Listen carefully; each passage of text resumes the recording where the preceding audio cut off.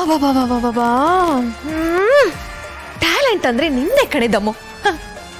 ಇವತ್ತು ಆ ಪಿಳ್ಳೆನ ಬಿಸಿಲಲ್ಲಿ ಒಣಗಿಸಿದ್ದು ಆಯ್ತು, ಅದರಿಂದ ನಾನು ತಪ್ಪಿಸ್ಕೊಂಡಿದ್ದು ಆಯ್ತು. ಆಹಾ, ಟೋಟಲ್ ಆಗಿ ಇವತ್ತಿನ ದಿನಾನೇ ಸಖತ್ತಾಗಿದೆ. ಆದ್ರೂ ಆ ಪಿಳ್ಳೆನ ಇನ್ನೊಂದ್ ಸ್ವಲ್ಪ ಹೊತ್ತು ಬಿಸಿಲಲ್ಲಿ ಹಪ್ಪಳ ಒಣಗಿಸ್ಬೇಕಿತ್ತು, ಮಜಾನೇ ಬೇರೆ ಇರ್ತಿತ್ತು.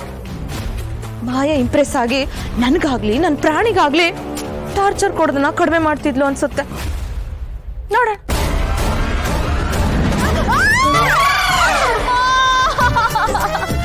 ಅಯ್ಯೋ ಭಗವಂತ, ಅಯ್ಯಯ್ಯೋ ಮೇಡಮ್ ಬಿದ್ಬಿಟ್ರಾ? ಇಲ್ಲ ಕಣಮ್ಮ, ನಾನು ಚಿಕ್ಕ ಮಗು ನೋಡು ಇಲ್ಲಿ ಜಾರುಬಂಡೆ ಆಡ್ಬೇಕನ್ನಿಸ್ತು, ಆಡ್ತಿದ್ದೆ. ಬಿದ್ದೆ ಅಂತ ಕೇಳ್ತಿಯಲ್ಲೇ? ಮೇಡಮ್ ಅದು ನೀರ್ ಚೆಲ್ಲೋಗಿತ್ತು, ಬರ್ಸಣ ಅಂತ ಬಟ್ಟೆ ತಂದೆ, ಅಷ್ಟ್ರಲ್ಲಿ ನೀವು ಬಿದ್ದೋಗ್ಬಿಟ್ಟಿದ್ದೀರಾ ಮೇಡಮ್. ಮುಚ್ಚೆ ಬಾಯಿ, ನಾನ್ ಮೇಲೆ ಎದ್ದೇಳ್ಬೇಕು, ಹೆಲ್ಪ್ ಮಾಡು. ನಿಧಾನ ನಿಧಾನ ನಿಧಾನ. ಅಯ್ಯಯ್ಯೋ, ಮುರ್ದಾಕ್ಬಿಟ್ಲು. ಮೇಡಮ್ ಅದು ಕೈ ಜಾರೋಯ್ತು, ಕ್ಷಮಿಸ್ಬಿಡಿ ಮೇಡಮ್. ನೋವಾಯ್ತಾ?